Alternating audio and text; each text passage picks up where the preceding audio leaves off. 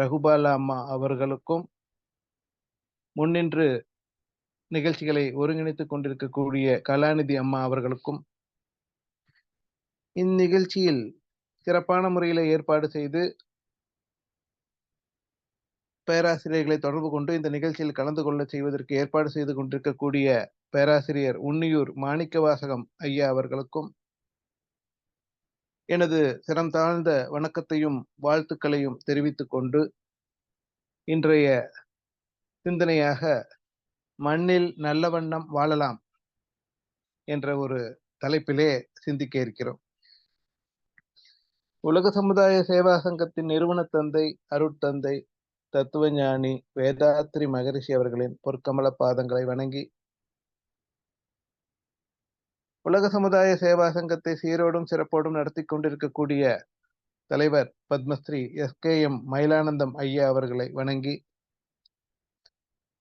சேலம் மண்டல தலைவரும் ஆழியாறு விரிவாக்கத்துறை இயக்குனரும் உலக சமுதாய சேவா சங்க தலைவருமான உழவன்மா தங்கவேலு ஐயா அவர்களை வணங்கி, இந்த இலங்கை யாழ் மண்டல ஜூம் இணைப்பில் இணைந்துள்ள ஒவ்வொருவரின் கால் பாதங்களை வணங்கி, மிக சிறப்பான முறையில் ஏற்பாடு செய்திருக்கக்கூடிய உன்னியூர் மாணிக்கவாசகம் ஐயா அவர்களுக்கு மீண்டும் ஒரு முறை நன்றியை தெரிவித்துக் கொண்டு இந்த நிகழ்ச்சியை தொடர்கிறேன். இறையருளும் குருவருளும் துணையாக இருந்து இந்த நிகழ்ச்சி சிறப்பாக நடைபெற துணை இருக்கட்டும். இன்றைய தலைப்பு மண்ணில் நல்ல வண்ணம் வாழலாம். இது நிறைய பேருக்கு தெரியும். இந்த தலைப்பை யார் எழுதியது என்று. திருஞான சம்பந்தர், அப்பர் சுந்தரர், திருஞான சம்பந்தர், மாணிக்கவாசகர். இதுல இந்த நால்வர்ல திருஞான சம்பந்தர் எழுதிய 3ஆம் திருமறையில் பாடல்ல முதல் பாடல், முதல் வரி, மண்ணில் நல்ல வண்ணம் வாழலாம் வைகளும் எண்ணின் நல்லகத்திக்கி யாதுமோர் குறைவில்லை கண்ணனின் நல்லதுளும் கழுலை வளநகர் பெண்ணின் நல்லோடும் பெருந்தகையாயிருந்தே. அப்ப சித்தர்கள், மகான்கள், ஞானிகள், மதகுருமார்கள் இவர்களுடைய எண்ணங்கள், கருத்துக்கள், சிந்தனைகள், அவர்களுடைய எழுதி வைத்த சுவடிகள் எல்லாமே மக்கள் நல்ல வண்ணம் வாழ முடியும். எங்க? மண்ணின் மீது. ஒரே மண் தான், ஒரே பூமி தான், ஒரே சூரியன் தான், ஒரே சந்திரன் தான். கடல் அப்படி பிரித்து இருக்கிறதுனால இந்தியா, இலங்கை, ஆஸ்திரேலியா, அமெரிக்கா, தென்னாப்பிரிக்கா, இப்படி கடலினுடைய இடத்துக்கு போக மீதி இருக்கக்கூடிய நிலங்களுக்கு ஒவ்வொரு பேரு, ஒவ்வொரு மக்கள் தொகை, மதங்கள் எல்லாமே ஒவ்வொரு இடத்துக்கு ஒவ்வொரு மாதிரி இருக்கு. மிக அருகாமையில் இருக்கக்கூடிய நாடுகளான இந்தியா, இலங்கை, இந்த மனவளக்கலையின் பயிற்சிகளை மக்களுக்கு கொண்டு சென்று சேர்க்கக்கூடிய மிகப்பெரிய பொறுப்பினை ஏற்றுக்கொண்டு மிக அருமையான முறையில இந்த மாதிரி நிகழ்ச்சிகளை எல்லாம் தொடர்ந்து ஏற்பாடு செய்து கொண்டிருக்கக்கூடிய இலங்கை யாழ் மண்டல தலைவர் ஐயா அவர்களுக்கு, குழந்தைவேலு ஐயா அவர்களுக்கு மீண்டும் ஒரு முறை நன்றியை தெரிவித்துக் கொள்கிறேன். காரணம், இதை தொடர்ந்து செய்வதில் உள்ள சிரமங்கள், அந்த சிரமங்களை தாண்டி இப்படிப்பட்ட ஒரு சிறப்பான நிகழ்ச்சி நடைபெறுகிறது என்றால் அதற்கு பல்வேறு ஆலோசனைகள், அனுபவங்கள், ஒத்துழைப்புகள் இருந்தால் மட்டுமே அதை நடத்த முடியும். அந்த வகையில சீரோடும் சிறப்போடும் செய்து கொண்டிருக்கக்கூடிய இலங்கை யாழ் மண்டலம் அமைப்பில் இருக்கக்கூடிய தலைவர், செயலாளர், பொருளாளர், நிர்வாகிகள், அறங்காவலர்கள் அனைவருக்கும் என்னுடைய வணக்கத்தையும் வாழ்த்துக்களையும் தெரிவித்துக் கொள்கிறேன். மண்ணில் நல்ல வண்ணம் வாழலாம். திருஞான சம்பந்தர் வாழ்ந்த காலத்திலயா, நாம் வாழக்கூடிய காலத்துல? ரெண்டுக்குள்ள வித்தியாசம் பார்க்கலாம். அன்றைய காலகட்ட மக்களுடைய வாழ்க்கை எப்படி இருந்தது, இன்றைய காலகட்டத்தில் உள்ள மக்களுடைய வாழ்க்கை முறை எப்படி இருக்கிறது? அன்றைய காலகட்டத்தினுடையக்கும் அதே சூரியன் தான், அதே சந்திரன் தான், அதே பூமி தான், அதே 24 மணி நேரம் தான் ஒரு நாளைக்கு. எந்த மாற்றமும் கிடையாது. அதே பருவ காலங்கள் தான், கோடை காலம், குளிர்காலம், மழை காலம், இளவேநீர் காலம், அதே பருவ மாற்றங்கள் தான், அதே இயற்கை தான், அதே தட்பவெப்ப சூழல் தான். அதே செடி கொடிகள் தான்.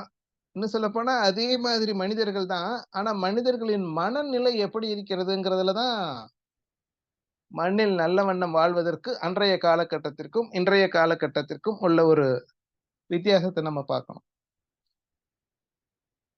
சரி, அன்றைய காலகட்ட மக்கள் அமைதியாக, அன்பாக, ஒருவருக்கொருவர் அனுசரணையாக, ஒத்துழைப்பாக, கூட்டாக, கூட்டு குடும்பமாக வாழ்ந்தார்கள்ன்னு நம்ம சொல்லி கேள்விப்பட்டிருக்கோம், பார்த்துட்டு இருக்கிறோம். ஆனா இன்றைய காலகட்டத்துல கூட்டு குடும்பம் என்பது அரிதாகி போனதாக ஒன்று. அன்னைக்கு வறுமை குடும்பத்தில் இருந்தது. செல்வம் மனதில் இருந்தது. நல்லா கவனிங்க. வறுமை குடும்பத்தில் இருந்தது. ஆனால் செல்வம் என்பது மனதில் இருந்தது.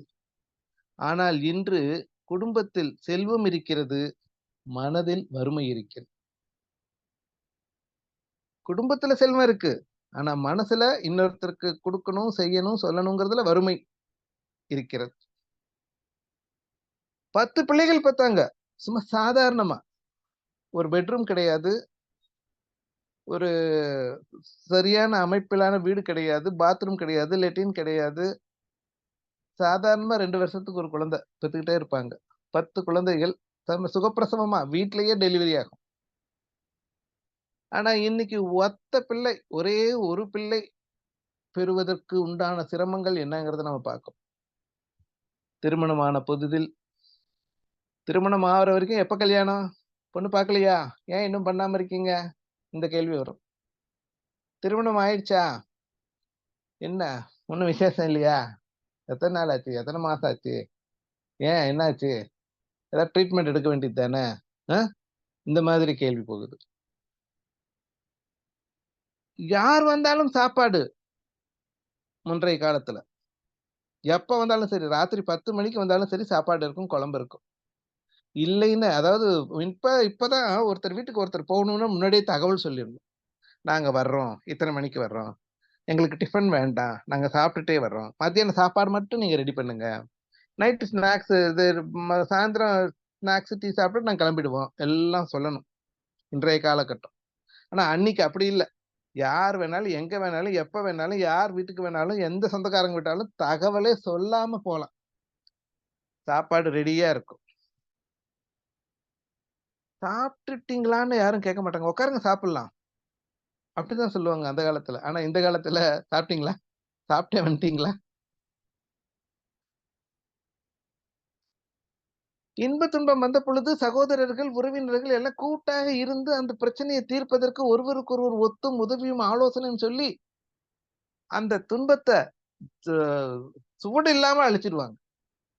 ஆனா இன்னைக்கு ஒரு துன்பம் வந்ததுன்னா, அதை யார்கிட்ட சொல்லி ஷேர் பண்றது? கணவன் மனைவிகிட்ட சொல்ல தயக்கம். மனைவி கணவன்கிட்ட சொல்ல தயக்கம். பிள்ளைகள்ட்ட சொல்ல தயக்கம். உறவினர்கள்கிட்ட சொல்ல தயக்கம். ஏன்னா சொன்னா யாருமே அந்த பிரச்சனைய தீர்க்கதற்கு வாயளவுல ஏதோ ஒரு ஆலோசனை சொல்றாங்களே தவிர, மனசளவுல அந்த பிரச்சனைய எப்படி இன்னும் வளர்த்து விடலாம்னு நினைக்கிறேன். இன்றைய காலகட்ட மக்கள். இப்படி எல்லா விஷயத்த பார்த்தாலும், அன்றைய காலகட்டத்துக்கும், இன்றைய காலகட்டத்திற்கும் ஜான் அளவு வித்தியாசம் இல்ல, முழமளவு வித்தியாசம் இல்ல, கடலளவு வித்தியாசம், மலையளவு வித்தியாசம் ஆயிப்போச்சு. இதற்கு காரணம் என்ன? இதை எப்படி சரி செய்வது? மனிதர்களுடைய அன்றாட நடவடிக்கைகள்ல மாற்றமா? சமுதாயத்துல ஏற்பட்ட மாற்றமா? சுற்றுப்புற சூழல்ல ஏற்பட்ட மாற்றமா? சக மனிதர்களின் மனநிலைகள்ல ஏற்பட்ட மாற்றமா? என்ன காரணம் அப்படின்னு கொஞ்சம் நான் தனிமையில இருக்கிறப்ப அப்படியே சிந்திச்சு பார்க்கிறேன். ஏன் அந்த காலத்து மக்கள் மட்டும் இவ்வளவு ஒத்துமையா இருந்தாங்க, குடும்பத்துல சந்தோஷமா இருந்தாங்க. ஒரு கல்யாணம் காட்சின்னா 10 நாளைக்கு முன்னாடியே மக்கள்லாம் வந்திருக்காங்க. எல்லாரும் சேர்ந்து செஞ்சிருக்கிறாங்க. இன்னைக்கு ரொம்ப ரத்த சம்பந்தமான உறவினர்களே கூட அந்த நேரத்துக்கு வந்து ஃபங்ஷன்ல தலைய காட்டிட்டு, சாப்பிட்டுட்டு உடனே எனக்கு வேலை இருக்குன்னு கிளம்புறாங்களே. ஏன் இப்படி ஒரு வித்தியாசம் வந்தது? உறவுகள் எல்லாம் பொய்த்து போய் விட்டதா? என்ன காரணம்? அப்படின்னு நானு ஆராய்ச்சி பண்றேன். எவ்வளவு அருமையான உறவு முறைகள், நண்பர்கள், சுற்றம் அப்படின்னு அமைந்த ஒரு எல்லை கோடுகள் இல்லாத உறவு முறைகள் இருந்து. ஆனா இன்னைக்கு ஏன் இந்த எல்லை கோடுகள போட்டுக்கிட்டு ஒருத்தருக்கு ஒருத்தர் பிரித்தே பார்த்து ஒரு ஒட்டாத நிலையிலேயே வாழ்ந்து கொண்டிருக்கிறோம். 100 பேரோட சேர்ந்து இருக்கிற மாரி நமக்கு ஒரு பாவனை இருக்கும். டிவில பார்ப்போம் 10 பேர் நம்மளோட இருப்பாங்க. செல்போன்ல பார்ப்போம் ஒரு 100 பேர் நம்மள ஃபாலோ பண்ணுவாங்க. ஆனா நாம தனிமையில தான் இருப்போம். ஆனா அன்னைக்கு டிவி இல்ல, செல்போன் இல்ல. எல்லாரும் 10 பேர் கூடி பேசிட்டு இருந்தாங்க. சந்தோஷமா இருந்தாங்க. ஒரு ஆட்டம், பாட்டம், கோபம் எது வந்தாலும் எல்லாம் சேர்ந்து செலிப்ரேட் பண்ணுவாங்க. இப்படி எல்லாவற்றிலும் மாற்றம் வருவதற்கு முக்கியமான காரணங்கள் அப்படின்னு நான் சிந்திச்ச பொழுது, நம்முடைய பண்பாட்டுல ஏற்பட்ட கோளாறுகள், குறைபாடுகள். இந்த பண்பாட்டு சிதைவு தான் இவ்வளவு பிரச்சனைகளுக்கும் காரணமாக இருக்கு. ஏன்னா அன்னைக்கு இருந்த உணவு முறை தான் இன்னைக்கும். சில ரசாயனங்கள் சேர்ந்ததுனால சில பிரச்சனைகள் இருக்கு. அவ்வளவுதானே தவிர அன்னைக்கும் இட்லி, தோசை, பொங்கல் இதான் சாப்பிட்டாங்க. இன்னைக்கும் இட்லி, தோசை, பொங்கல் தான் சாப்பிடுறோம். வேற ஏதாவது பெரிய அளவுல மாற்றம் இருக்கான்னு பார்த்தா, இந்த ஆங்கிலேயர்கள பார்த்து பீட்சா, பர்கர் இந்த மாதிரி சில உணவு முறைகள்ல வேணா மாற்றம் இருக்கலாமே தவிர, அடிப்படை உணவுகள் அதேதான். அதேபோல உடைகள பார்த்தோம்னா, அன்னைக்கு இருந்தவங்க வாழ்ந்த காலத்துல போட்டிருந்த உடைகள், அந்த தட்பவெட்ப சூழலை சமன் செய்வதற்கான உடைகள் தான். இப்பயும் அதேதான். பெரிய அளவுல ஒண்ணும் மாற்றம் இல்ல. டிசைன்ல தான் மாற்றம், கலர்ல தான் மாற்றம். அன்னைக்கு பருத்தி ஆடைகள் மட்டும் அணிந்தாங்க. இன்னைக்கு சில்க், பாலிஸ்டர் இப்படி சின்ன சின்ன மாற்றங்கள் தான். இது ஒண்ணும் பெரிய அளவுல மாற்றத்தை ஏற்படுத்தாது. ஆனா எங்கிருந்து இந்த மாற்றம்? மண்ணில் நல்ல வண்ணம் அந்த காலத்துல வாழ்ந்தாங்கன்னு நம்ம கேள்விப்படுறோம். ஆனா இந்த காலத்துல வாழ முடியலையே! இதை எப்படி சரி செய்வது? அருட்தந்தை அவர்கள் ஒரு மிக அருமையான ஒரு பாடல்ல சொல்லியிருக்காங்க. வாழ வேண்டும் என்று எண்ணி மனிதனாக வந்ததில்லை. வினைத்தொடராய் பிறந்து விட்டோம். வாழ வேண்டும் உலகில் ஆயுள் உள்ளமட்டும் வாழ்ந்தோர்கள் அனுபவத்தை தொடர்ந்து பற்றி இந்த வார்த்தை தான் ரொம்ப முக்கியமானது.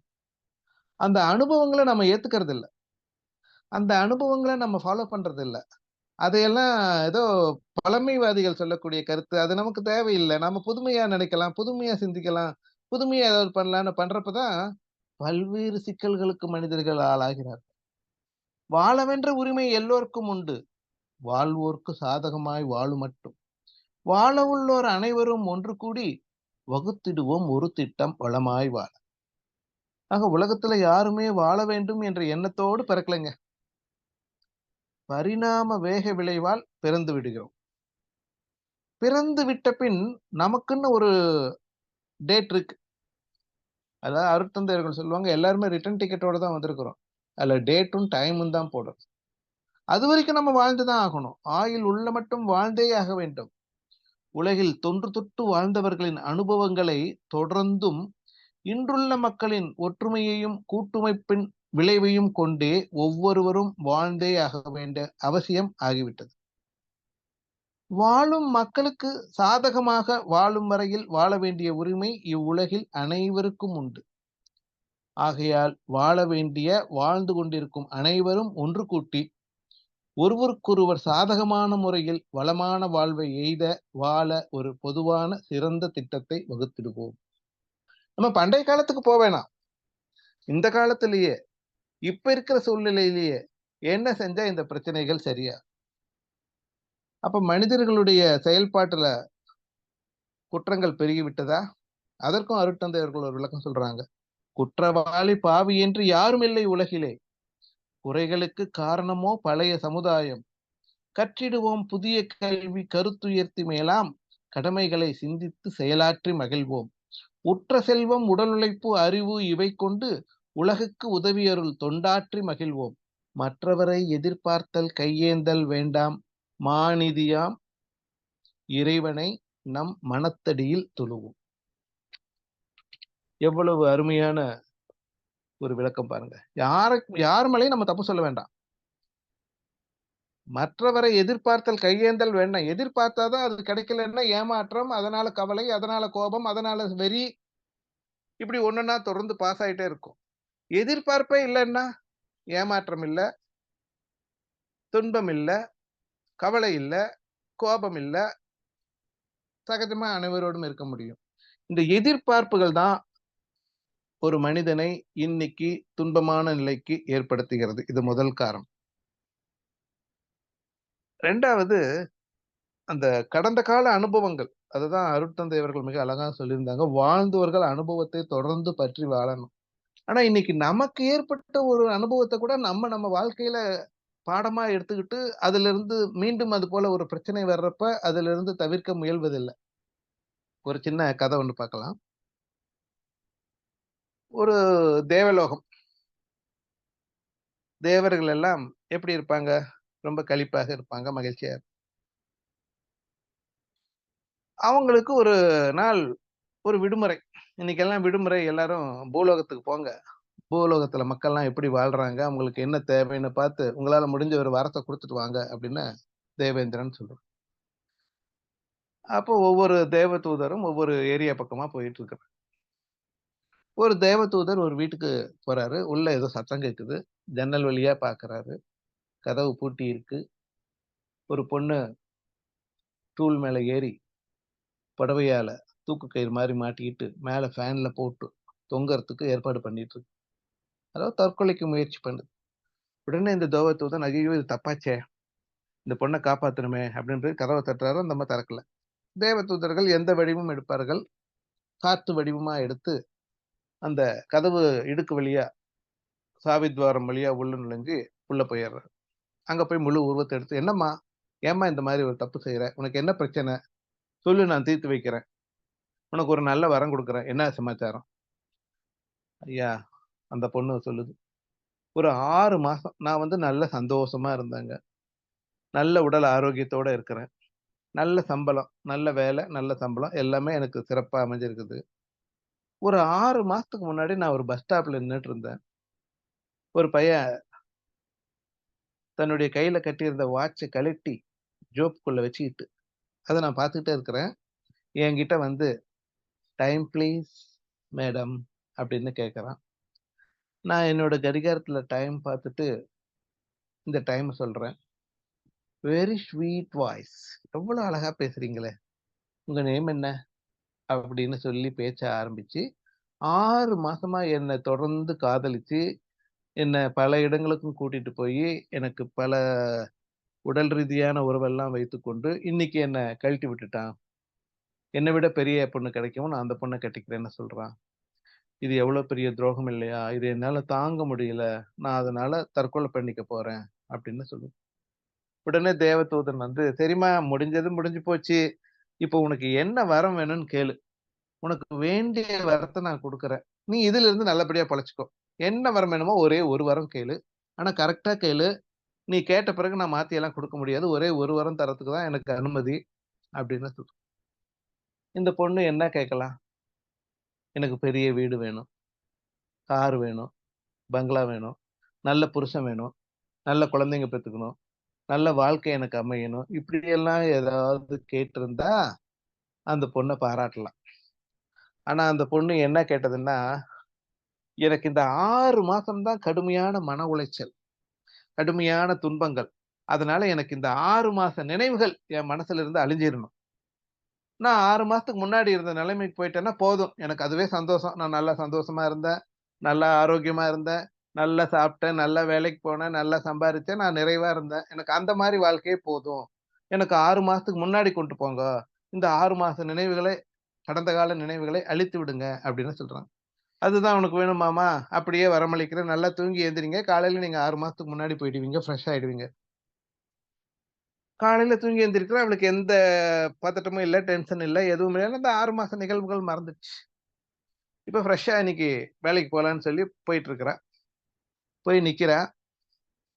அங்க ஒரு பையன் வாட்ச கழட்டி ஜோப்குள்ள போட்டுக்கிட்டு, "டைம் ப்ளீஸ்" அப்படின்னு ஆரம்பிக்கிறான்.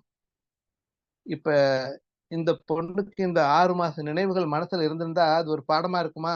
"ஏன்டா நாயே! எதுக்குடா வாட்ச கழட்டி ஜோப்குள்ள வச்சுட்டு என்கிட்ட டைம் கேட்கிற? ஏற்கனவே நான் ஏமாந்தது போதாதா? இன்னொரு தடவ உன்கிட்ட ஏமாறணுமான்னு சண்டைக்கு போயிருப்பா இல்ல?" ஆனா இவ தான் என்ன வரம் கேட்டா? கடந்த 6 மாசத்த அழிச்சிடுங்கன்னு சொல்லிட்டா.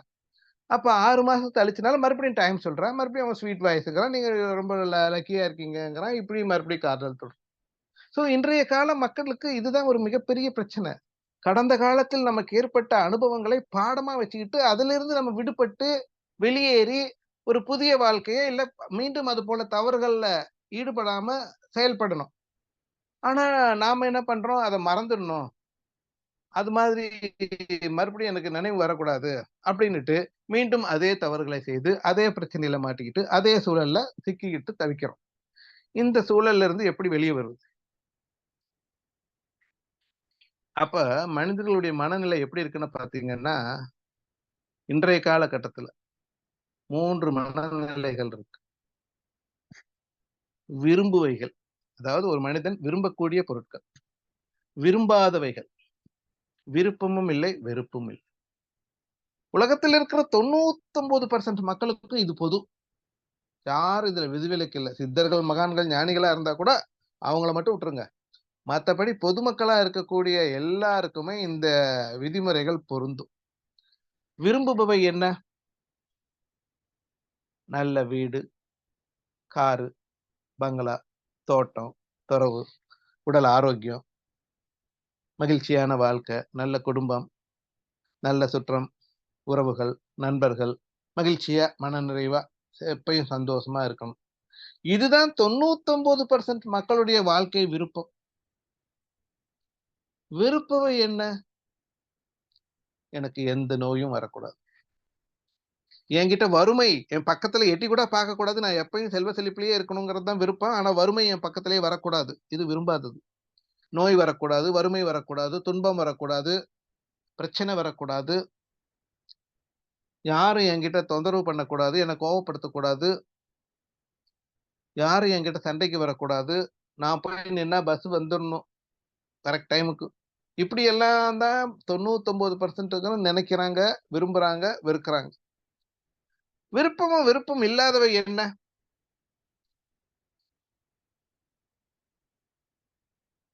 தவம் செய்யுங்க. தற்சோதனை பண்ணுங்க. ஆன்மீக வாழ்க்கைய பின்பற்றுங்க. தர்மம், அதர்மம்னா என்னன்னு தெரிஞ்சுக்கங்க. பாவம், புண்ணியம்னா என்னன்னு தெரிஞ்சுக்கங்க.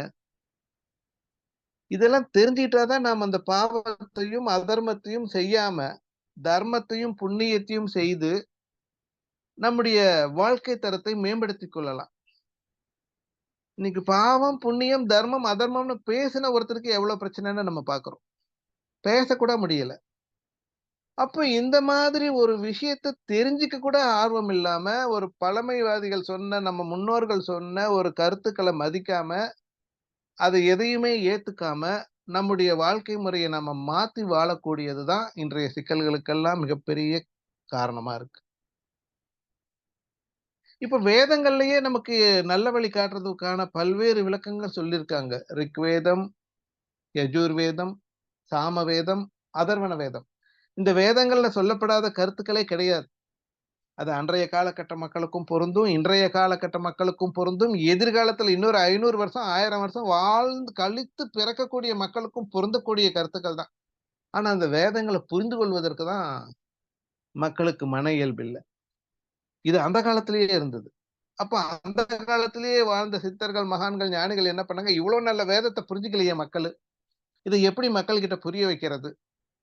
அதற்கு வேதங்களுடைய விளக்கத்த தான் மிக எளிமைப்படுத்தி இதிகாசங்களா, ராமாயணம், மகாபாரதம் இதன் மூலமாக மக்களை நல்வழிப்படுத்துனாங்க. அப்பயாவது மக்கள் திருந்துவாங்களா? தவறு செய்யாம தன்னை மாத்திக்குவாங்களா? 2டே கருத்து தாங்க. ராமாயணம்னா என்ன? பிறர் மனைவியை ஆசைப்படக்கூடாது. மகாபாரதம்னா என்ன? பிறர் பொருளுக்கு ஆசைப்படக்கூடாது. ஆசைப்பட்டால் அழிவு. பேராசைப்பட்டால் துன்பம். 2டே வரியில கூட சொல்றாங்க. ராமாயணத்த 2 வரியில சொல்லுங்க. சொல்றேன். ராமன் விட்டான் பாரு அம்பு. செத்தான் பாரு ராவணன்.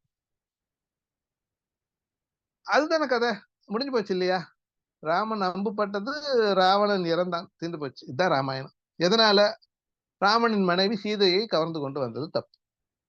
இப்படி அப்ப பிறர் மனைவியை நோக்காதே, மற்ற பெண்கள் மீது தவறான மோகம் கொள்ளக்கூடாது அப்படிங்கறதெல்லாம் தான் ராமாயணத்திலையும். பிறர் சொத்துக்கு ஆசைப்படக்கூடாது, நம்ம சொத்து என்னமோ அதை மட்டும்தான் நாம பயன்படுத்திக்கணும், பிறர் சொத்தை நம்ம பயன்படுத்தணும்னு நினைச்சாலோ அபகரிக்கணும்னு நினைச்சாலோ அழிவுதான். கௌரவர்கள் 100 பேர், பாண்டவர்கள் 5 பேர் தான். ஆனா 5 பேர் பக்கம் நியாயம் இருந்தது, 100 பேர் பக்கம் அநியாயம் இருந்தது. தர்மம் நிலைநாட்டப்பட வேண்டும் என்பதற்காக மகாபாரத போர்ல கிருஷ்ணர் பஞ்ச பாண்டவர்களை ஜெயிக்க வச்சு துரியோதன கௌரவர்களை தோற்கடித்து அழித்து தர்மத்தை நிலைநாட்டியதாக நம்ம இதிகாசம் பார்க்கிறோம். அப்ப எல்லா காலகட்டத்திலும் இந்த பிரச்சனைகள் மனசுல இருந்திருக்குது. துன்பங்களுக்கு காரணமான செயல்பாடுகள் நடந்து கொண்டுதான் இருக்குது. அதை திருத்துவதற்கு தான் இந்த மாதிரி பல்வேறு விளக்கங்கள் சொல்லப்பட்டிருக்கு. அதுல இந்த காலத்துல, இன்றைய நவீன உலகத்துல, விரைவான உலகத்துல, எங்கும் வேகம், எதிலும் வேகம், பரபரப்பு, மனப்பதட்டம், தெளிவில்லாத ஒரு நிலை.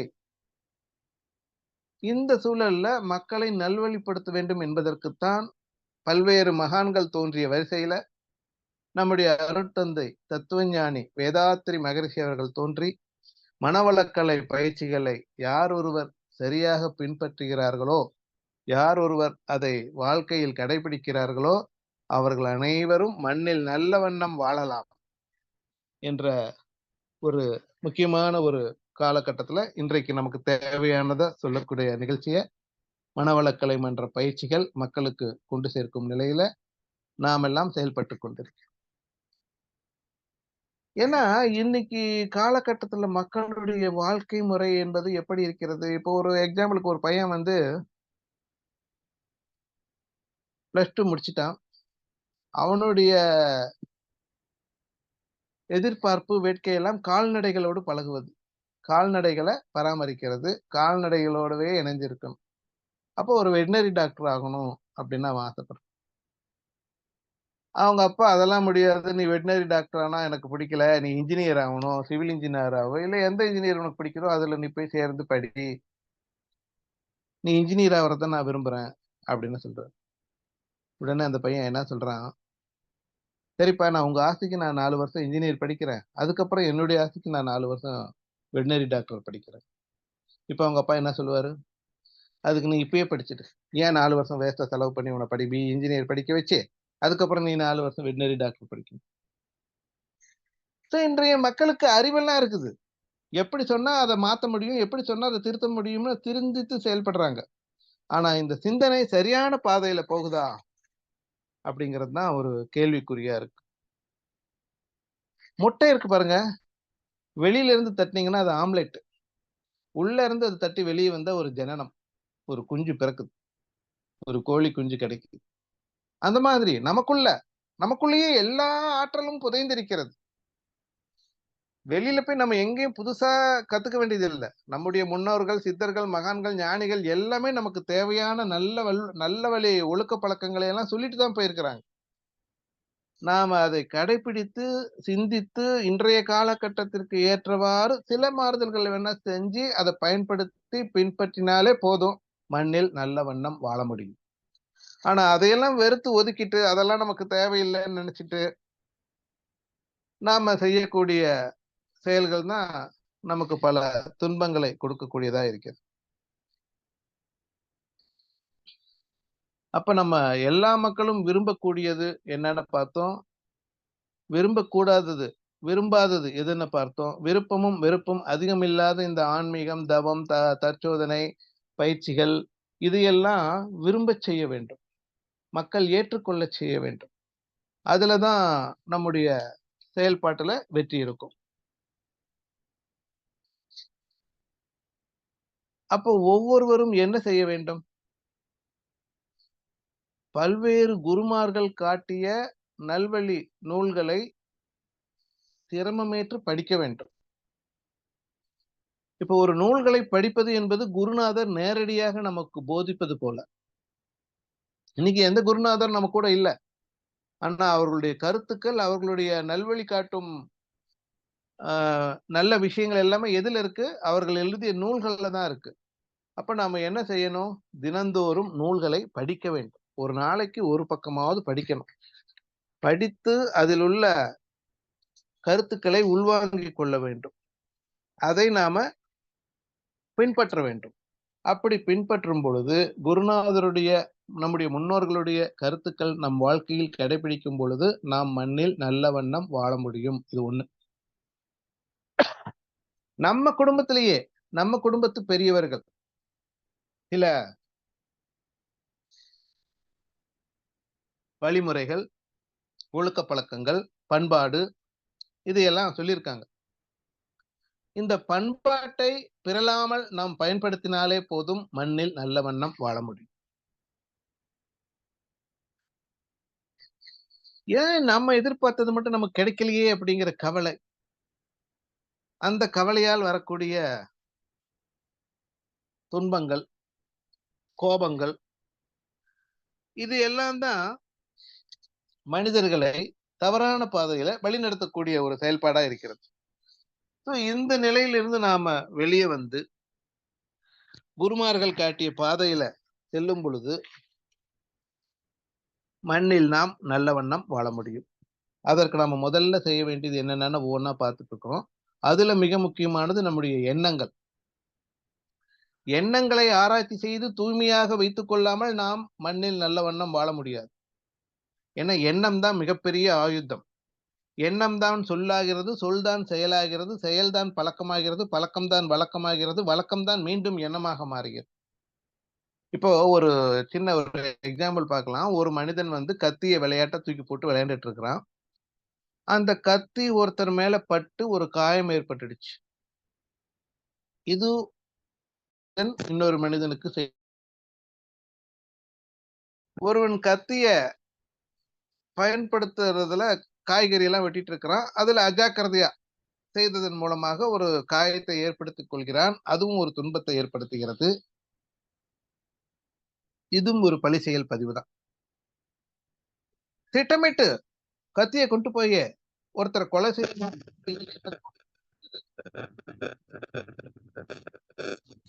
கொலை செய்ய அதுவும் பழி செயல் பதிவுதான். ஆனா இதுக்கெல்லாம் பெரிய பழி செயல் பதிவு என்னன்னு பார்த்தா அடுத்தால எடுத்தால் நினைக்கிறான் ஒரு கத்தியை கொஞ்சம் எக்கோ வருதுங்க பாலாஜி ஐயா. கொஞ்சம் ஏதோ எக்கோ வருது. பக்கத்துல போன் இருக்குன்னு நீங்க வந்தது இல்லையா அதனால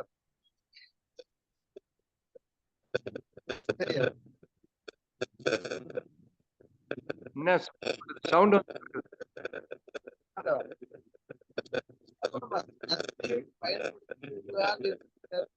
விட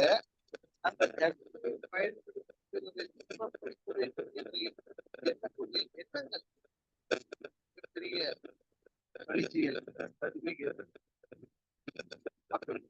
எண்ணத்தால் இருக்கக்கூடிய பதிவுதான் மிக கடுமையான ஒரு முதல்ல எந்த தப்பு செய்ய தற்செயலா நடக்குது அதெல்லாம் கூட அடுத்ததுதான்.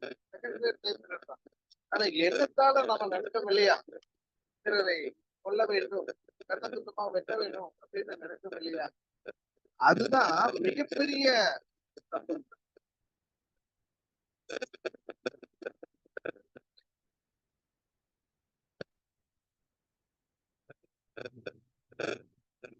எண்ணம் தோன்றிய உடனேயே அந்த எண்ணம் ஏன் தோன்றியது, எப்படி எதனால் இது தோன்றியது, எப்படி செயல்படுகிறது, அந்த எண்ணம் தோன்றிய காரணம் தோன்றியது எல்லாம் படிப்படியாக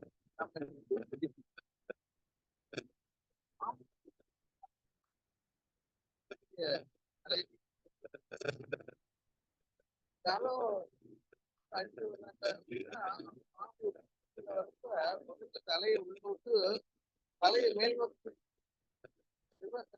அப்புறம் ரிவர்ஸ்ல வந்து போன உள்ள தள்ளி அப்புறம் உள்ள அந்த மாதிரி எண்ணம் எங்க பெறப்பட்டதோ அந்த இடத்தையே நம்ம கவனித்து பார்த்து அதற்கான காரணம் அந்த எண்ணம் மேல ஒரு மன்னர் அப்படி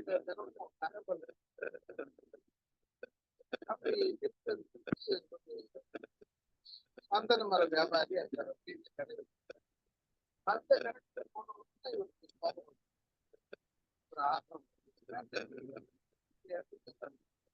ஐயா என்ன கிளியர் ஆகலைங்க, வாய்ஸ் பிரேக் ஆகுது, கிளியர் ஆகல, கிரிச்சு கிரிச்சின்னு சவுண்ட் வருது. கொஞ்சம் டவர் கவர் ஏதோ ஒரு ஃபால்ட் நடந்துகிட்டு இருக்குதுங்க ஐயா. இது என்னதுலதான் அப்படி இருக்குதா? மத்தவங்களுக்கு அன்மியூட் கொடுக்குறேன், யாராவது சொல்லுங்க. நீங்களும் மைக் அன்மியூட் பண்ணிக்கங்க. பாலாஜி யாராவது ஒருத்தர் எல்லாத்து மைக். போனுமே அப்படிதான் ஐயா இருக்கு. வாழ்க வளமுடன்யா. சரியா வாய்ஸ் கேட்கலைங்கய்யா. பாலாஜி ஐயா மைக்கை அன்மியூட் பண்ணிக்கங்க. மைக்கை அன்மியூட் பண்ணுங்க. பண்ணிட்டேன். கிரிச்சு கிரிச்சுன்னு சவுண்ட் வருதுங்க, ஒரு சவுண்ட். வேற போன் ஏதாவது இருந்ததுன்னா அதுல ஜாயின் பண்ணி பேசுங்களேன்.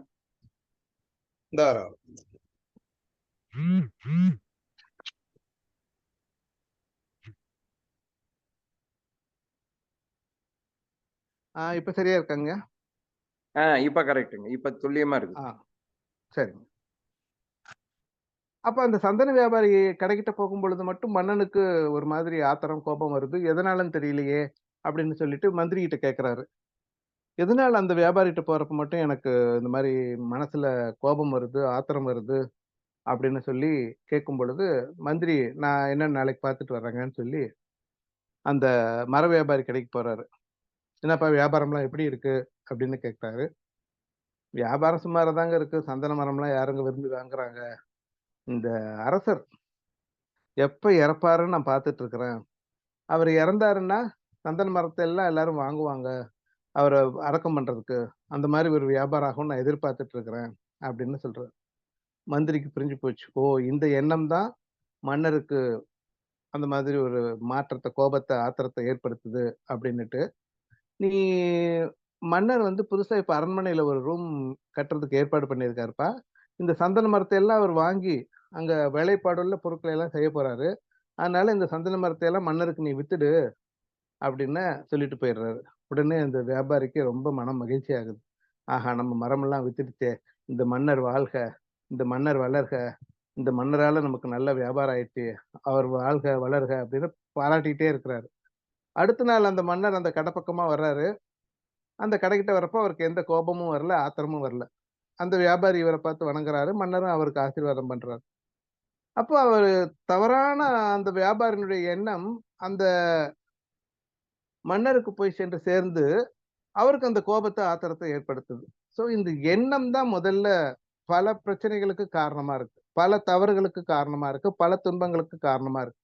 அதனாலதான் அருட்தந்தை அவர்கள் மனவளக்கலை யோகா அகத்தாய்வு பயிற்சியில எண்ணம் ஆராய்தலை முதல்ல வைக்கிறார்.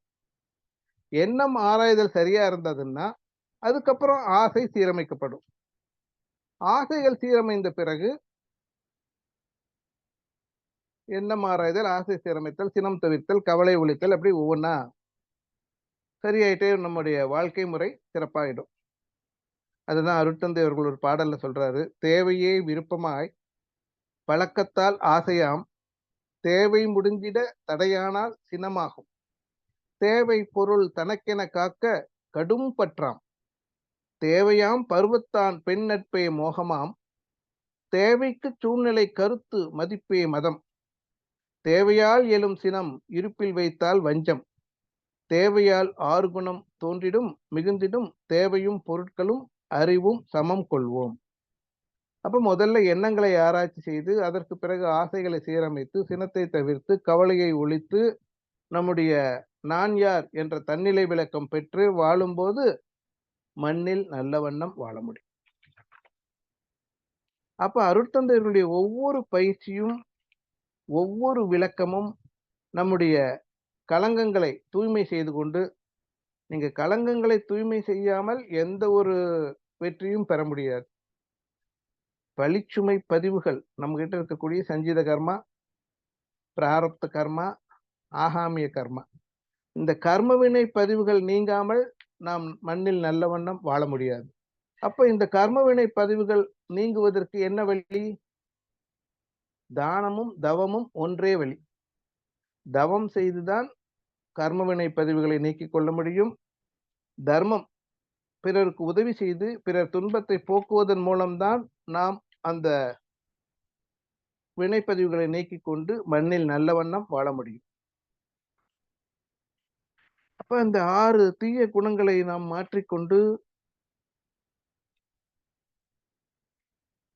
நம்மிட்ட இருக்கக்கூடிய குறைகளை திருத்திக் கொண்டு வாழும்போதுதான் மண்ணில் நல்ல வண்ணம் வாழ முடியும். அதைதான் தற்சோதனையாக அருட்தந்தை அவர்கள் குறிப்பிடுவது, தனது குறை ஆழ்ந்துணர்ந்து திருத்தம் பெற்றால் தருக்குழியும் பிறரிடமும் நட்பு ஓங்கும், மனம் ஒரு தூய நிலையை நாடிச் செல்லும், மற்றவரும் இதன் விளைவால் நலம் காண்பார்கள், எனது நான் என்ற 2 சொற்களுக்கும் ஏற்புடைய கருத்துணரும் தகமை கிட்டும், உனது சொல் செயல் என்ன குறைகள் போக்க உயர்ந்து தற்சோதனை பழகிக் கொள்க. அப்ப நம்முடைய தற்சோதனை அகத்தாய்வு பயிற்சிகள் மூலம் நம்முடைய குறைகளை நீக்கிக் கொண்டு நம்முடைய வாழ்க்கை முறையை மாற்றிக்கொண்டு முன்னோர்கள் கூறி கொடுத்த பண்பாடுகளை பின்பற்றி வாழும்போதுதான் மண்ணில் நல்ல வண்ணம் வாழ முடியும். இந்த ஆன்மீக வாழ்வு விருப்பமும் வெறுப்பும் இல்லாத ஒரு நிலையில் இருக்கக்கூடிய ஆன்மீக வாழ்வு. நம்மிடத்தில் என்னென்ன களங்கங்கள் உள்ளன என்பதை கண்டுபிடித்து படிப்படியாக அவற்றை மாற்றி நம்மை திருத்திக் கொண்டு உயர்ந்த நிலையை அடைய வேண்டும். அப்ப நம்மிட்ட இருக்கக்கூடிய களங்கங்களை மாற்றாமல், தவறுகளை திருத்தாமல் மண்ணில் நல்ல வண்ணம் வாழ முடியாது. அப்ப இந்த களங்கங்களை போக்கிக் கொள்ள வேண்டும், தவறுகளை திருத்திக் கொள்ள வேண்டும். அப்ப என்னென்ன தவறுகள் நம்மகிட்ட இருக்குங்கிறத நாம உணர்தலும், அப்படி உணர்ந்த வழியே திரும்பி அது போன்ற தவறுகள் மறுபடியும் ஏற்படாமல் உயர்ந்து அதுவாகவே மாறுவதும் தான் சரியான ஆன்மீக வாழ்வு. இதற்கு அருட்தந்தை அவர்கள் அருளிய மனவளக்கலை பயிற்சிகள், எளிய முறை உடற்பயிற்சி செய்யும் பொழுது உடலை ஆரோக்கியமாக வைத்துக்கொண்டு மண்ணில் நல்ல வண்ணம் வாழ முடியும். உடல் நலம் இல்லாம மண்ணில் எப்படி நல்ல வண்ணம் வாழ முடியும்? உடம்பு சரியில்லைன்னா எந்த ஒரு செயலுமே செய்ய முடியாது, விருப்பம் வராது, செய்வதற்கு உடம்புல திராணி இருக்காது. அப்ப உடல் நலமாக இருந்தால்தான் மண்ணில் நல்ல வண்ணம் வாழ முடியும். அதற்கு தான் அருட்தந்தை அவர்களுடைய எளிய முறை உடற்பயிற்சி நமக்கு துணையாக இருக்கிறது. மனசு பதட்டமாக எப்பயுமே பிறருக்கு துன்பப்படுத்துவதிலேயே இன்பம் காணக்கூடிய நிலையிலே எல்லாம் இருக்கிறது. அப்ப அந்த மாதிரி நிலையெல்லாம் இல்லாமல் பிறர் துன்பத்தை போக்கக்கூடிய வகையில் நம்முடைய மனம் அமைய வேண்டும். அப்ப மனதுக்கு அமைதி, ஒரு நிறைவு ஏற்பட வேண்டுமானால் அதற்கு ஒரே வழி மன அலைச்சூழல் வேகத்தை குறைக்க வேண்டும். மன அலைச்சூழல் வேகத்தை எப்படி குறைக்க முடியும்? தவம் செய்துதான் குறைக்க முடியும். அதற்கு தான் அருட்தந்தை அவர்கள் 9 வகையான தவங்களை நமக்கு சொல்லி கொடுத்திருக்காங்க. கடுமையான தவங்கள் இருந்தது ஒரு காலத்துல. அன்ன ஆகாரமின்றி காடு மலைகள்ல உட்கார்ந்து தவம் பண்ணணும். அந்த மாதிரி முறைகள் மூலமா அந்த நிலையை அடைஞ்சாங்க. ஆனா இன்னைக்கு அருட்தந்தை அவர்கள் அப்படியெல்லாம் நமக்கு சொல்லி தரல. நல்லா சாப்பிடுங்க, வேண்டியதை சாப்பிடுங்க, அதுக்கப்புறம் உட்கார்ந்து தவம் பண்ணுங்க. ஒரு அன்பர் ஒரு குரு கிட்ட கேட்டாராம், சாமி, நான் ஒரு தினம் 4 மணி நேரம் தவம் செய்ய போறேன். நான் 4 மணி நேரம் தவம் செஞ்சா ஒரு 10 வருஷத்துல இறைநிலை உணர்வு அடைய முடியும்னு கேள்விப்பட்டேன். அதை நான் மாத்தி 8 மணி நேரம் தவம் செஞ்சா அதுல பாதி நாள்லயே நான் இறைநிலை உணர்வு அடைய முடியுமா அப்படின்னு கேக்குறேன். அதுக்கு அந்த குரு சொன்னாராம், தினம் 8 மணி நேரம் செஞ்சா இன்னும் 20 வருஷம் கழிச்சுதான் நீ ஆன்மீக உணர்வு அடைய முடியும், இறைநிலை உணர்வு அடைய முடியும். என்ன சாமி, 4 மணி நேரம் செஞ்சாலே நான் 10 வருஷத்துல அடைஞ்சிடுவேன், 8 மணி நேரம் செஞ்சா 20 வருஷம்னு சொல்றீங்களே? ஆமா, நீ 8 மணி நேரம் உன் வாழ்க்கையை வேஸ்ட் ஆக்கிட்டு இருக்கிற. குடும்பத்துல அன்பா பழகல, எந்த மக்களோடும் தொடர்பு இல்லாம இருக்கிற. இதுல நீ என்ன சாதனை செய்ய போற? என்ன மகிழ்ச்சி உனக்கு கிடைக்க போகுது? குடும்ப உறவுகளோட, நட்புணர்வோட, மகிழ்ச்சியோட நீ வாழும் ஒவ்வொரு வாழ்க்கை நிமிட துளிகளும் உன்னை இறைநிலைக்கு பக்கத்துல கொண்டு போய் சேர்க்கும். நீ கண்ணை மூடிட்டு சும்மாவே உட்கார்ந்திருந்து என்ன பலன்? நீ உட்கார்ந்திருந்தாலும் உன்னால அமைதியா எதையும் நினைக்காம தவத்துல உட்கார முடியுமா? முடியாது. அதுதான் ஒரு கதையில சொல்லுவாங்க. ஒரு மனிதர் காடுகள்ல தேடி தேடி போயிட்டு இருக்கிறாரு. ஒரு கற்பக மரத்துக்கு அடியில போய் உட்கார்ந்துடுறாரு. அது கற்பக மரங்கிறது அவருக்கு தெரியாது. ஆஹா! எவ்வளோ களைப்பா இருக்கே! ரொம்ப வெயிலா இருக்கு, தாகமா இருக்கு. கொஞ்சம் நல்ல தண்ணி கிடைச்சா பரவால்ல அப்படின்னு நினைக்கிறாரு. அதாவது நம்முடைய மனம் எது நினைக்குதோ அதுதான் நமக்கு கிடைக்குங்கிறதுக்கு. அப்போ உடனே நல்ல தண்ணி கிடைக்குது. ஆஹா! எவ்வளவு ஆனந்தமா இருக்கு. இந்த மாரி ஒரு தண்ணிய குடிக்கிறதுக்காகவே நம்ம இவ்ளோ களைப்பும் படர்ந்துச்சே! அப்படின்னு சந்தோஷப்படுறாரு. தண்ணி குடிச்சாச்சு. ஒரு நல்ல உணவு கிடைச்சா பரவாயில்லையே! உடனே அறுசுவை உணவு. 6 சுவைகள் நிரம்பிய உணவு அவருக்கு முன்னாடி வந்துச்சு. அடடடடடா! நெனச்ச உடனே கிடைச்சிச்சே! 6 சுவை உணவையும் நல்ல விருப்பம் போல சாப்பிடுறாரு. உண்ட மயக்கம் தொண்டனுக்கும் இருக்கும். அப்பா! கொஞ்சம் களைப்பா இருக்குதே!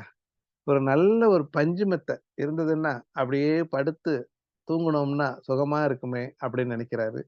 கேட்டதெல்லாம் கொடுக்கும் கற்பக மரம் தானே! எது? நம்ம மனசு தான் கற்பக மரம். வெளியிலலாம் இல்ல. உள்ளுக்குள்ளேயே தான் இருக்கு. நீங்க நல்லத கேட்டீங்கன்னா, நல்லத குடுக்கும். தப்பானத கேட்டீங்கன்னா, தப்பானது தான் கிடைக்கும். கிடைச்ச உடனே அவரு நல்ல பட்டு பஞ்சு மெத்தையில படுத்து நல்லா தூங்குறாரு. அப்பா! நல்ல நிம்மதியா தூக்கம் இருக்குது. கை கால்லாம் அமுக்கி விடுறதுக்கு யாராவது ஒரு அ ஒரு உதவி செய்றவர் இருந்தாங்கன்னா, இன்னும் நல்லா இருக்குமே! அப்படின்னு நினைக்கிறாரு. உடனே ஒரு பெண் வந்து கை கால்கள அமுக்கி விட்டு சுகமா தூங்குறதுக்கு ஏற்பாடு பண்ணுது. அப்ப தூக்கத்துல நினைக்கிறாரு, நல்லா நம்ம தூங்கிட்டு இருக்கிறோமே, ஒரு சிங்கம் வந்து நம்மள அடிச்சு போட்டா என்ன பண்றது? உடனே ஒரு சிங்கம் வந்து அடிச்சு கொன்னுடுச்சு. அப்ப நீங்க நல்லதையே நினைச்சீங்கன்னா, நல்லதே நடந்துட்டு இருக்கும்.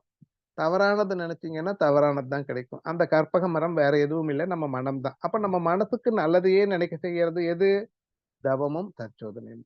இந்த தவமும், தற்சோதனையும் நாம தொடர்ந்து செய்யும் பொழுது, மண்ணில் நல்ல வண்ணம் வாழ முடியும். அதே போல நல்ல உயிராற்றல், உயிர் வளமா இருக்கணும்னா, காயகல்ப பயிற்சி. அந்த காயகல்ப பயிற்சியை தினந்தோறும் செய்து வந்தோமேயானால், மண்ணில் நல்ல வண்ணம் வாழ முடியும். அதற்கடுத்தது அகத்தாய்வு பயிற்சிகள், எண்ணங்களை ஆராய்ச்சி செய்து, ஆசைகளை சீரமைத்து, சினத்தை தவிர்த்து, கவலையை ஒழித்து, நான் யார் என்ற தன்னிலை விளக்கம் பெற்று, நாம் வாழும் காலத்திலேயே இறைநிலை உணர்வு அடைய முடியும், பெற முடியும். அப்படிப்பட்ட சிறந்த பயிற்சிகளை அருட்தந்தை அவர்கள் மனவளக்கலை மன்றம் மூலமாக எல்லா பயிற்சிகளையும் அன்றாட வாழ்க்கையில் கடைபிடிக்கக்கூடியதாக, எளிய முறையில் கடைபிடிக்கக்கூடியதாக அமைத்துக் கொடுத்திருக்கிறார்கள். அதை கடைபிடித்து வாழ்க்கையில் மண்ணில் நல்ல வண்ணம் வாழ்வோம் என்று கூறி, இந்த அற்புதமான ஜூம் இணைப்பில் இணைந்துள்ள அனைவருக்கும் வாழ்த்து கூறி, ஏற்பாடு செய்த அனைவருக்கும் வாழ்த்துக்கள் கூறி நிறைவு செய்கிறேன். வாழ்க வளமுடன், வாழ்க வளமுடன், வாழ்க வளமுடன். மிக அற்புதமான மகரிஷியின் கருத்துக்களோடு இந்த மண்ணில் நல்ல வண்ணம் வாழ்வதற்கான வழிமுறைகளை மகரிஷி கொடுத்த உடற்பயிற்சி, காயகல்பம், தியானம், தற்சோதனை மூலமாக எடுத்து வந்த பாலாஜி அவர்களை அனைவரும் துரிய நிலையிலிருந்து வாழ்த்துவோம். பேராசிரியர் பாலாஜி ஐயா அவர்கள் வாழ்க வளமுடன். அவர்களுடைய உடல் நலம், மனநலம், குடும்ப நலம், நட்பு நலம் வாழ்க வளமுடன்.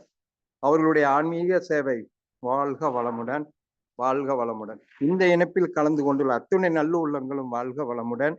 அவர்களுடைய உடல் நலம், மனநலம், குடும்ப நலம் வாழ்க வளமுடன். ஐயாட்ட ஏதாவது கேள்வி கேட்கறதா இருந்தா பேசலாம். மைக்கை அன்மியூட் பண்ணி கேட்கலாம்.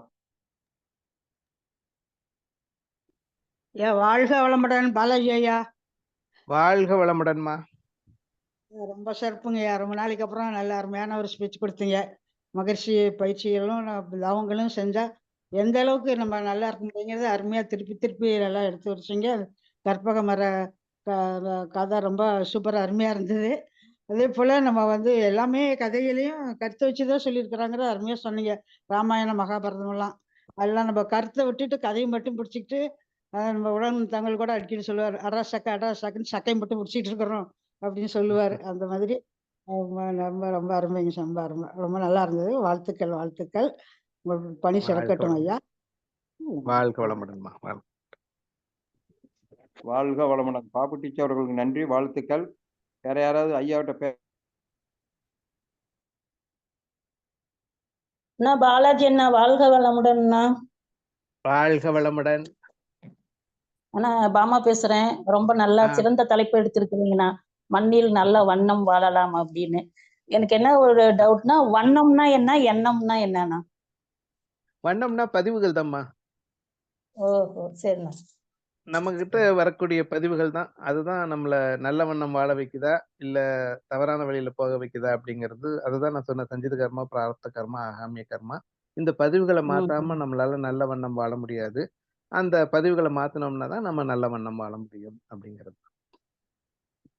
சரிண்ணா, ரொம்ப சிறப்பா இருந்ததுண்ணா. ரொம்ப அழகா ஒரு தெளிந்த நீரோடை மாதிரி சூப்பரா பேசுனீங்கண்ணா. நன்றி, ரொம்ப நன்றி. நன்றிண்ணா. வாழ்க வளமுடன். வாழ்க வளமுடன் பாமா. வாழ்க வளமுடன். தேங்க்யூண்ணா, தேங்க்யூண்ணா. வாழ்க வளமுடன். பாமா அவர்களுக்கு நன்றி, வாழ்த்துக்கள். வேற யாராவது பேசுறீங்களா? உலக நல வாழ்த்து பாடுறீங்க, மைக்கை அன்மியூட் பண்ணி பாடலாம். உலக நல வாழ்த்து பாடுறீங்க, மைக்கை அன்மியூட் பண்ணி பாடலாம். ஐயா நான் பாடுறேன்யா. சொல்லவே வேண்டாம், நீங்க பாட்டு பாடிருக்கமா சுசிலாமா. சரிங்கய்யா. உலக பாடுங்க.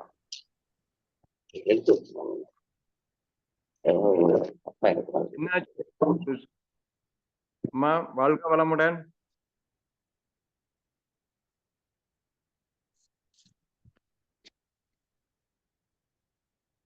வாழ்க வளமுடன். நானே பாடிடுறேங்க. உலகமெல்லாம் பருவமழை ஒத்தபடி பெய்யட்டும், உழவரெல்லாம் தானியத்தை ஒவ்வொப்படனே பெருக்கட்டும், பல தொழில்கள் புரிகின்ற பாட்டாளி உயரட்டும், பகுத்துணர்வில் தொகுத்துணர்வு பண்பாட்டை உயர்த்தட்டும், கழகங்கள் போட்டிப்பகை கடந்தாட்சி நடக்கட்டும், கல்லாமை கடன்வருமை களங்கங்கள் மறையட்டும், நலவாழ்வை அளிக்கும் மெய் ஞான ஒளி வீசட்டும், நம் கடமை அறவாழ்வில் நாட்டத்தே சிறக்கட்டும், நம் கடமை அறவாழ்வில் நாட்டத்தே சிறக்கட்டும், நம் கடமை அறவாழ்வில் நாட்டத்தே சிறக்கட்டும். வாழ்க வையகம், வாழ்க வையகம், வாழ்க வளமுடன். நம் மனதில் அமைதி நிலவட்டும், நம்மை சுற்றிலும் அமைதி நிலவட்டும், உலகம் முழுவதும் அமைதி நிலவட்டும். அமைதி, அமைதி, அமைதி. வாழ்க வளமுடன். அனைவருக்கும் நன்றி. இந்த நிகழ்வை இந்த அளவில் நிறைவு செய்கிறோம். பாலாஜி ஐயா வாழ்க வளமுடன். வாழ்த்துக்கள். ஐயா வாழ்க வளமுடன். வாழ்க வளமுடன். ஐயா